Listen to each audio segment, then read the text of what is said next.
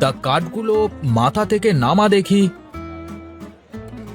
এ কি রে, এই গাছ তুই কোথায় পেলি? বনের ভেতরে অনেক দূর গিয়ে এই গাছটা এনেছি। সাব্বাস বেটা, এ তো খুবই দামি কাঠ। এই কাঠের দামও ভালো, কিন্তু কাঠ খুবই শক্ত, ফাড়তে গিয়ে তো আমার অনেক সময় লেগেছে। হ্যাঁ রে, আশেপাশে কি এরকম গাছ আরো আছে?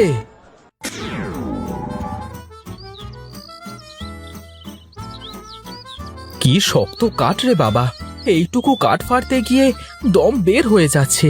আগে জানলে এই গাছটা কাটতামই না।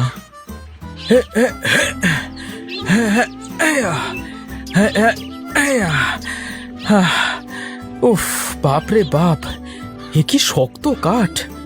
আগে তো কখনো এত শক্ত কাঠ কাটিনি। আর একটু ভোলা, আর একটু।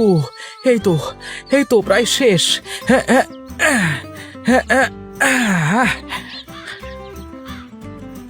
কিরে ভোলা, এত সকাল সকাল বাড়ি চলে যাচ্ছিস? কি আর করব, যে একটা গাছ কেটেছি, ফাড়তে গিয়ে আমার শরীরের সব বল চলে গেছে। কাঠ কাটা যে বড়ই কষ্টের কাজ রে ভোলা, গায়ের জোর না থাকলে যে এ কাজ করা যায় না। হ্যাঁ, এইটুকু গাছ কেটে ফাড়তে গিয়ে আমার 2 কেজি চালের খিদে লেগে গেছে। তা বাড়ি পর্যন্ত যেতে পারবি তো নাকি? তার বলতে, আগে বাড়ি পর্যন্ত যাই, কটা খেয়ে আবার যেতে হবে কাঠগুলো বাজারে বিক্রি করতে। বেশ বেশ, যা, তাহলে আমিও তাড়াতাড়ি একটা গাছ কেটে আসি, একসাথে বাজারে যাওয়া যাবে। ঠিক আছে রে, বোঝা মাথায় করে আর দাঁড়িয়ে থাকতে পারছি না, আমি গেলাম।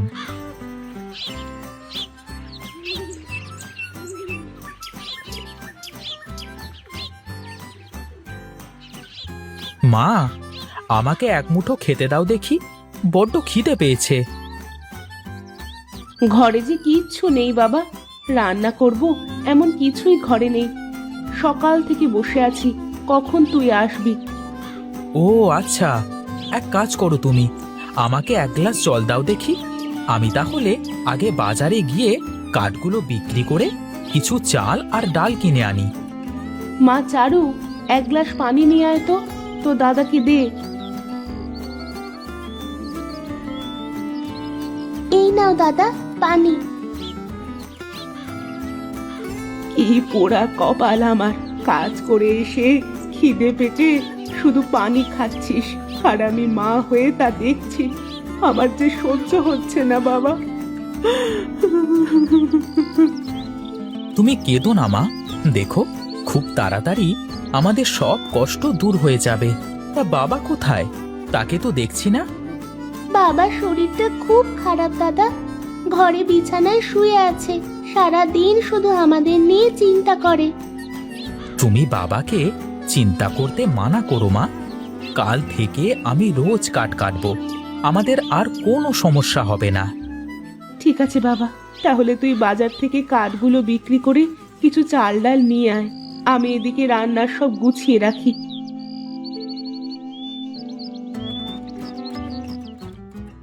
কে গো, কে গো তুমি বাছা? তোমাকে তো এর আগে কখনো দেখিনি। আগে আগে আমি ওই হরিহর কাঠুরিয়ার ছেলে, আমার বাবা অসুস্থ তো, তাই আমি কাজ করছি। ও আচ্ছা আচ্ছা, তা কাঠগুলো মাথা থেকে নামা দেখি। এ কি রে, এই গাছ তুই কোথায় পেলি? বনের ভেতরে অনেক দূর গিয়ে এই গাছটা এনেছি।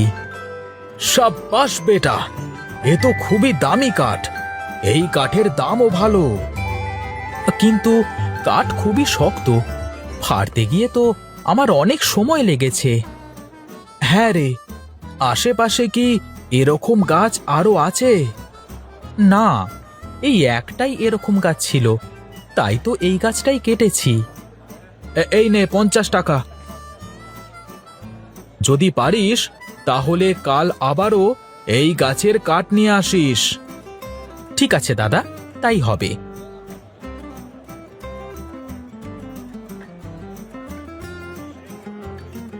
দাদা, আমাকে দুশের চাল আর সোয়াশের ডাল দেন দেখি।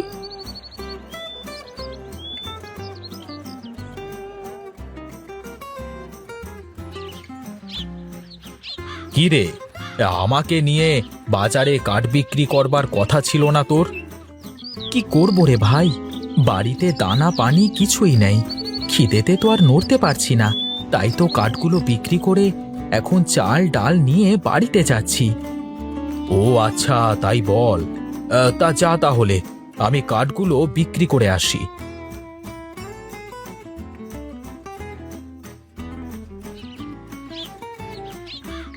তুই চলে এসেছিস বাবা? হ্যাঁ মা, চলে আসলাম। কাঠগুলো বিক্রি করে বেশ ভালোই টাকা পেয়েছি। এই নাও মা, এখানে চাল আর ডাল আছে। এত টাকা কোথায় পেলি রে বাবা? আমি যে কাঠ এনেছি খুব ভালো কাঠ, তাই তো মহাজন আমাকে 50 টাকা দিয়েছেন। 50 টাকা? এত টাকা? হ্যাঁ মা, এই নাও, এই 20 টাকা রাখো। কাল আবার কাঠ কাটতে যাব, তুমি কোনো চিন্তা করো না মা, আমাদের আর অভাব থাকবে না। মা চারু, এদিকে আয় মা একটু।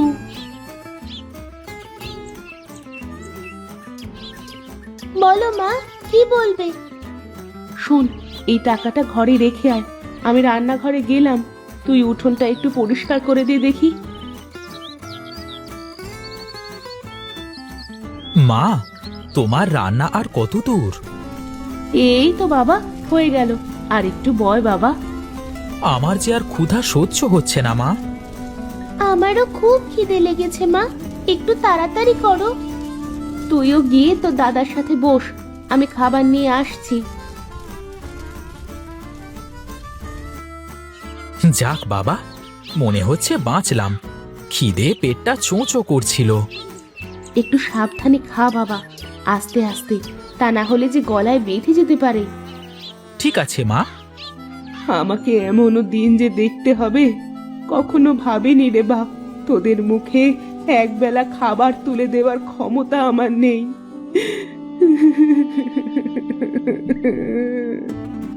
কেঁদো না মা, দেখো এখন থেকে আর আমাদের কষ্ট থাকবে না। তুমি বাবাকে কিছু খাইয়েছো?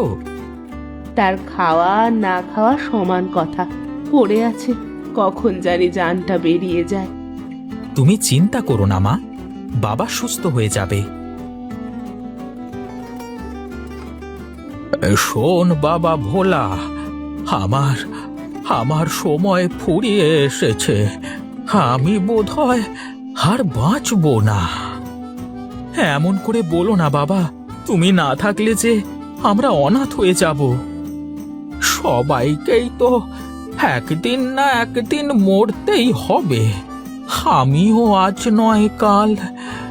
হ্যাঁ, তোকে তোকে একটা কথা বলি বাবা, খুব মন দিয়ে শোন। বলো বাবা, কি বলবে বলো। তুই বনে কাঠ কাটতে গেলে বনের পশ্চিমে একটা বড় বাঁশ বাগান দেখতে পাবি। ওই বাগানের সব বাঁশ একদম মিচমিচে কালো। ওই বাঁশ কেটে রোদে শুকালে কয়লা হয়ে যায়, কিন্তু কিন্তু সবাই ওই বাঁশ কাটতে পারে না। কেন বাবা, ওখানে কি কিছু আছে? হ্যাঁ রে বাবা, ওই বাঁশে যেই কোপ দেয় তারই আমার মতো অবস্থা হয়ে যায়। তাই তোকে আগেই সাবধান করে দিলাম, ওদিকে যাস নে বাবা। ঠিক আছে বাবা। বাবা, এভাবে তুমি আমাদের ছেড়ে চলে গেলে বাবা, আমরা যে অনাথ হয়ে গেলাম বাবা। ওগো, তুমি আমাদের একা রেখে চলে গেলে, এখন আমাদের কি হবে গো? আমরা দু ভাই বোন যে আজ থেকে অনাথ হয়ে গেলাম মা। তোমরা তোমরা বাবার কাছে থাকো মা, আমি বাবার মুখাগ্নি করবার ব্যবস্থা করে আসি।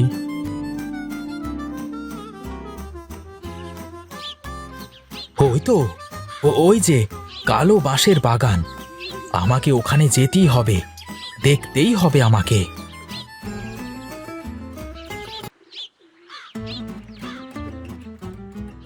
কই, এখানে তো কাউকেই দেখতে পাচ্ছি না। তাহলে কি থাকতে পারে এখানে এমন? বোম বোম ভোলে, বোম ভোলে। কে কে কে আপনি? কোথা থেকে এলেন?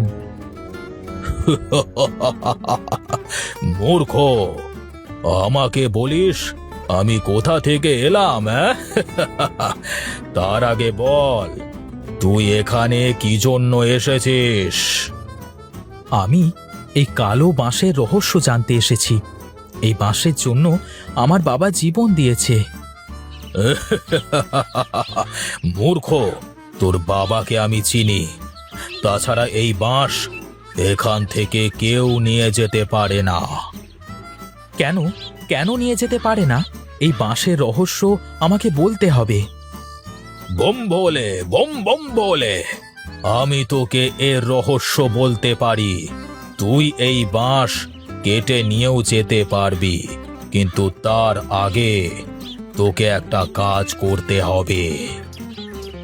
বলুন সাধু বাবা, আমাকে কি করতে হবে? আপনি যা বলবেন আমি তাই করব। এই নে, এই পানির পাত্রটা ধর।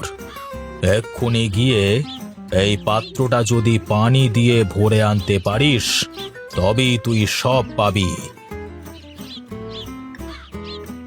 কিন্তু কিন্তু এই গহীন বনে পানি পাবো কোথায় আমি? আশেপাশে তো কোনো খাল নদী কিছুই নেই।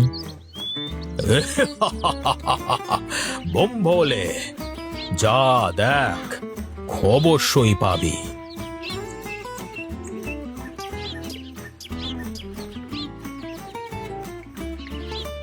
আরে, এটা সেই গাছটা না? তাই তো, এই গাছই তো সেদিন কাটলাম, কিন্তু এই গাছে তো ফল ধরে আছে। দেখি তো গিয়ে। এ কি, এ যে পানি হয়ে যাচ্ছে। আমি পানি পেয়ে গেছি পানি।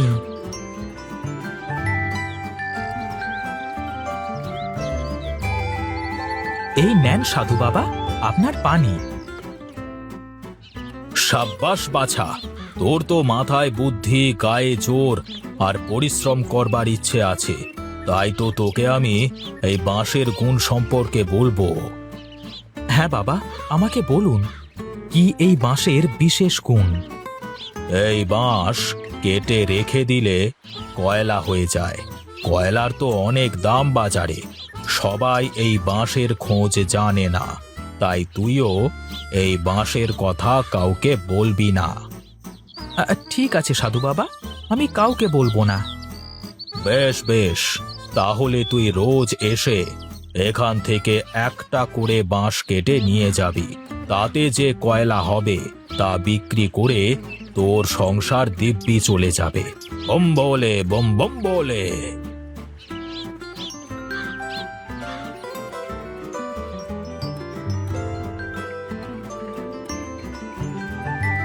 কিরে বাবা, আজ কাঠ না কেটে এই বাঁশ কেটে আনলি যে? এই সেই কালো বাঁশ মা, এর কথাই বাবা আমাকে বলেছিল। কিন্তু তোর বাবা তো তোকে ওই বাঁশের কাছে যেতে নিষেধ করেছিল। না মা, আমি এর সব রহস্য জেনে গেছি। দেখো, আমরা কত তাড়াতাড়ি বড় লোক হয়ে যাই। কিভাবে এত তাড়াতাড়ি বড় লোক হবি রে বাবা? দেখো মা, বাঁশের টুকরোগুলো রোদে কেমন কয়লা হয়ে গেছে। হ্যাঁ মা, দেখো বাঁশের টুকরোগুলো কেমন রোদে শুকিয়ে কয়লা হয়ে গেছে। দেখো মা, দেখো, মনে হচ্ছে কয়লার খনিতে যেমন কয়লা থাকে ঠিক তেমনই।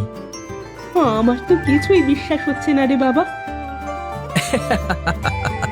তোমার কিছু বোঝা লাগবে না মা, কিছু বলাও লাগবে না, শুধু দেখে যাও আমি কি করি।